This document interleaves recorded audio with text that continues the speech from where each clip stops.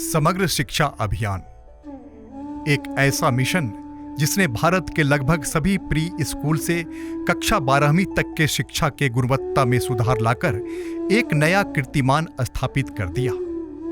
इतने बड़े अभियान की शुरुआत दिनांक 24 मई 2018 को भारत सरकार के तत्कालीन मानव संसाधन विकास मंत्री श्री प्रकाश जावड़ेकर जी के द्वारा किया गया था। इस अभियान का उद्देश्य छात्रों को उच्च व गुणवत्तापूर्ण शिक्षा प्रदान करना है ताकि स्कूल का हर छात्र शिक्षा उपरांत खुद को इतना सक्षम बना ले ताकि भविष्य में किसी भी प्रकार की और कहीं भी वो शिक्षा की कमी के कारण खुद को कभी भी असक्षम महसूस न करे और हर वो मुकाम हासिल कर पाए जिसको वो पाना चाहता हो और अपना खुद का भविष्य निर्माण कर पाए। इस अभियान के तहत स्कूली शिक्षा में लैंगिक असमानताओं को समाप्त करना है ताकि कोई भी छात्र, चाहे वो किसी भी जाति विशेष व समुदाय का ही क्यों न हो, चाहे वो एक लड़का हो या लड़की, उसको कभी भी अपने सामाजिक पहचान और लिंग के आधार पर कोई भी परेशानी का सामना ना करना पड़े और उसे भी अच्छी से अच्छी शिक्षा मिले जिसके वो हकदार हैं। इस अभियान में स्कूली शिक्षा के सभी स्तरों पर निष्पक्षता और समावेश सुनिश्चित करना है ताकि सभी छात्रों का आकलन उनके मेरिट और परफॉर्मेंस के आधार पर हो ताकि बच्चों का विकास सुनिश्चित हो सके। समाज में बेहतर समझ के लिए नैतिक शिक्षा, सामाजिक जिम्मेवारी व व्यवहारिक विषयों वाली शिक्षा के व्यावसायीकरण को बढ़ावा देने पर भी ध्यान दिया गया है ताकि छात्रों का सर्वांगीण विकास हो सके। साथ ही साथ निःशुल्क शिक्षा का अधिकार अधिनियम 2009 से बच्चों के अधिकारों के उचित कार्यान्वयन में राज्य की सहायता करना है ताकि कोई भी बच्चा पढ़ाई से वंचित ना रह पाए। राज्य शिक्षा संस्थानों, शिक्षक प्रशिक्षण संस्थानों के सुदृढ़ीकरण व उन्नयन के लिए और शिक्षक प्रशिक्षण के लिए नोडल एजेंसी के रूप में DIET यानी डाइट की स्थापना करने पर भी जोर दिया गया है ताकि छात्र को शिक्षा देने वाले प्रशिक्षक भी उच्च स्तर के हों ताकि बच्चों का भविष्य भी उज्जवल हो सके। इस अभियान की काफी सारी विशेषताएं हैं। उनमें से पहली है शिक्षा का एक समग्र दृष्टिकोण जिसमें प्री स्कूल से कक्षा 12 तक स्कूली शिक्षा समग्र होनी चाहिए और सीनियर सेकेंडरी लेवल और प्री स्कूल लेवल को जोड़ा जाना चाहिए। दूसरी विशेषता है प्रशासनिक सुधार यानी सुधारों के सामंजस्यपूर्ण कार्यान्वयन के लिए अग्रणी एकल और केंद्रीकृत प्रशासनिक संरचना। इसमें राज्यों को अपने हस्तक्षेप को प्राथमिकता देने में सहायता के लिए लचीलापन दी गई है ताकि राज्य को अपने हिसाब से इस अभियान में खुद से निर्णय लेने की छूट हो जिसके तहत राज्य बिना किसी अवरोध व विलंब के शिक्षा विकास में कार्य कर सकें और एक एकीकृत प्रशासन स्कूल की निरंतरता की देखरेख करेगा। और तीसरी सबसे बड़ी विशेषता है शिक्षा की गुणवत्ता। इस योजना का विशेष ध्यान स्कूली स्तर पर शिक्षा की गुणवत्ता में सुधार के लिए 2T यानी टीचर्स एंड टेक्नोलॉजी पर केंद्रित है जिसका मुख्य उद्देश्य शिक्षा की गुणवत्ता के स्तर को ऊंचा रखना है ताकि बच्चों की शिक्षा बेहतर से बेहतर हो। साथ ही साथ शिक्षकों और स्कूल प्रधानाध्यापकों के सीखने की क्षमता बढ़े, इसके ऊपर भी ध्यान दिया गया है और उन्हें समय समय पर प्रोत्साहित करने पर भी जोर दिया गया है।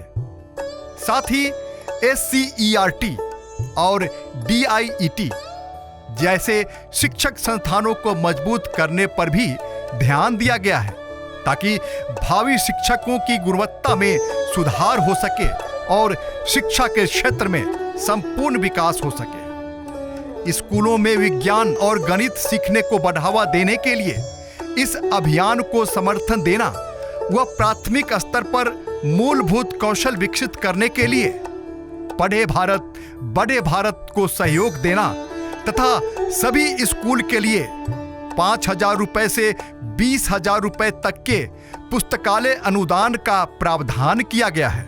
चौथी विशेषता है डिजिटल शिक्षा संबंधी मुख्य बातें। इसमें टेक्नोलॉजी आधारित शिक्षण कक्षाओं की मदद से शिक्षा आधारित क्रांति को आसानी से समझने के लिए सभी माध्यमिक विद्यालयों में ऑपरेशन डिजिटल बोर्ड की सहायता करना व स्मार्ट क्लासरूम, डिजिटल बोर्ड और DTH चैनलों के द्वारा स्कूली शिक्षा में डिजिटल प्रौद्योगिकी के प्रयोग को बढ़ावा देना है, ताकि आज के और भविष्य के समय को देखते हुए छात्र नए एजुकेशन टेक्नोलॉजी से वंचित हो पीछे ना रह जाए।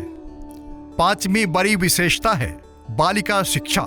इस योजना के तहत कस्तूरबा गांधी बालिका विद्यालय का कक्षा 6 से 8 के स्थान पर कक्षा 6 से 12 तक का अपग्रेडेशन किया गया है, जिसमें बच्चे अब अपनी 12वीं तक की पढ़ाई एक ही स्कूल में कर पाएंगे।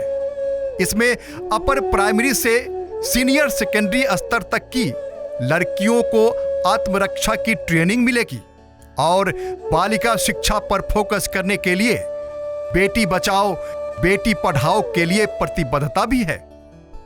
छठी विशेषता है skill development. Upper primary level पर व्यावसायिक कौशल व ज्ञान को बढ़ाना, जिसके तहत कक्षा 9 से 12 तक के छात्रों के लिए व्यावसायिक शिक्षा को उनके पाठ्यक्रम में जोड़ना, ताकि उनका उद्यम के क्षेत्र में भी उनकी पकड़ बने। सातवीं बड़ी विशेषता है खेल और शारीरिक शिक्षा। इसमें खेल शिक्षा को पाठ्यक्रम का अभिन्न अंग बनाया जाना कहा गया है, ताकि बच्चों का खेलों के प्रति उतना ही लगाव पैदा हो सके जितना पढ़ाई के प्रति। खेल के प्रति लगाव पैदा करने हेतु सरकार के द्वारा प्रत्येक विद्यालय को खेल उपकरण उपलब्ध कराए जाएंगे, जिसमें प्राथमिक विद्यालयों के लिए 5,000 रुपए और अपर प्राइमरी लेवल विद्यालयों के लिए 10,000 रुपए तथा माध्यमिक व उच्च माध्यमिक विद्यालयों के लिए 25,000 रुपए तक की राशि दी जाएगी। आठवीं विशेषता है क्षेत्रीय संतुलन बनाए रखना। इस योजना में मुख्य रूप से कुछ बातों का ध्यान रखा गया है, जैसे संतुलित शैक्षिक विकास को बढ़ावा देना, जिसमें छात्रों को एक ऐसी शिक्षा मिले जिनका वो सदुपयोग कर सकें और वो शिक्षा कहीं से भी असंतुलित ना हो।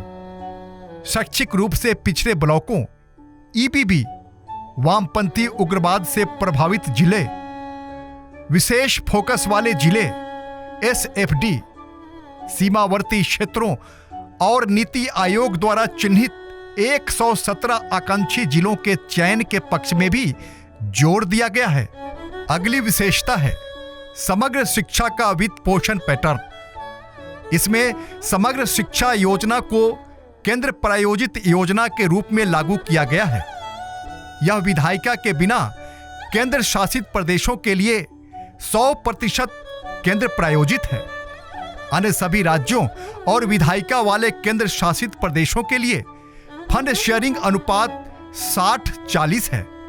पूर्वोत्तर राज्यों और हिमालयी राज्यों के लिए वर्तमान में केंद्र और राज्यों के बीच योजना के लिए फंड शेयरिंग अनुपात 90-10 है। सरकार द्वारा शुरू किए गए इस समग्र शिक्षा योजना का उद्देश्य यह है कि बच्चों को मुफ्त और अनिवार्य शिक्षा RTE अधिनियम 2009 के कार्यान्वयन में राज्यों का समर्थन करना है। शिक्षा का अधिकार अधिनियम RTE भारत के संविधान के अनुच्छेद 21A के तहत एक मौलिक अधिकार है तथा शिक्षा के लिए सतत विकास लक्ष्य के अनुसार प्री स्कूल से वरिष्ठ माध्यमिक स्तर तक समावेशी और न्याय संगत गुणवत्तापूर्ण शिक्षा सुनिश्चित करना है। सतत विकास लक्ष्य 4.1 इसका उद्देश्य यह सुनिश्चित करता है कि सभी लड़के और लड़कियां मुफ्त, समान और गुणवत्तापूर्ण प्राथमिक और माध्यमिक शिक्षा पूरी करें। जिससे प्रासंगिक और प्रभावी शिक्षण परिणाम प्राप्त हो सके। इस अधिनियम के अंतर्गत सभी निजी विद्यालयों में 25% आर्थिक रूप से कमजोर बच्चों के नामांकन को अनिवार्य किया गया है। इस योजना में बाल संरक्षण हेतु जे अधिनियम 2000, संशोधन 2015 एवं 2021 के अंतर्गत बच्चों के लिए उचित कानून का भी प्रावधान है। इसके अंतर्गत बच्चों का उचित देखभाल के माध्यम से उनकी बुनियादी आवश्यकताओं को पूरा करके देखभाल और संरक्षण दी जाती है तथा विधि विरुद्ध बच्चों हेतु विशेष कानूनों के माध्यम से उन्हें न्याय प्रदान किया जाता है। इन सभी को ध्यान में रखते हुए और बच्चों के मानसिक स्थिति का ख्याल रखते हुए विद्यालयों में सूचनात्मक स्टैंडी, जिसमें बच्चों के अधिकार एवं सहायता प्राप्त हेतु वर्णित child line toll free number का इस्तेमाल कर प्रशासनिक सहायता प्राप्त कर सकते हैं। साथ ही विद्यालयों में लगाए गए कंप्लेंट बॉक्स का इस्तेमाल बच्चे शिकायत, सहायता या विद्यालयों में बेहतर शिक्षा संबंधी सुझाव के लिए कर सकते हैं। जो किसी कारणवश झिझक या डर में नहीं कर सकते हैं, वे कंप्लेंट बॉक्स का इस्तेमाल कर सकते हैं, जिसकी सूचना गुप्त रखी जाएगी।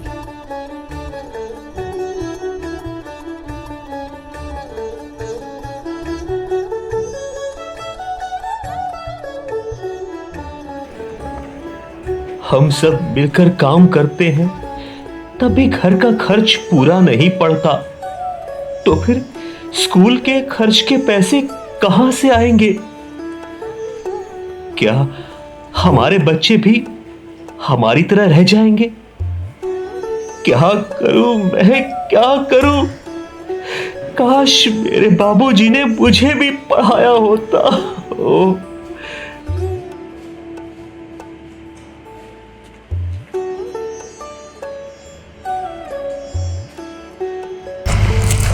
अरे रमेश, तुम्हारा सपना तो स्कूल पोशाक में बहुत अच्छा लग रहा है। वो तो है।